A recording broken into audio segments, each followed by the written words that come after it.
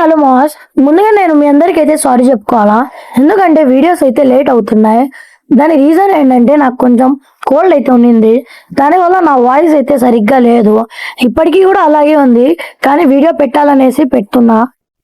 ఈరోజు video topic ఏంటంటే మనం టాప్ 5 మరీన్స్ అయితే ర్యాంక్ చేయబోతున్నాం మన వన్ పీస్ లో. అయితే ర్యాంకింగ్ లో వాళ్ళు ఎందుకు ఆ ప్లేస్ లో ఉన్నారు అనేసి చెప్తా.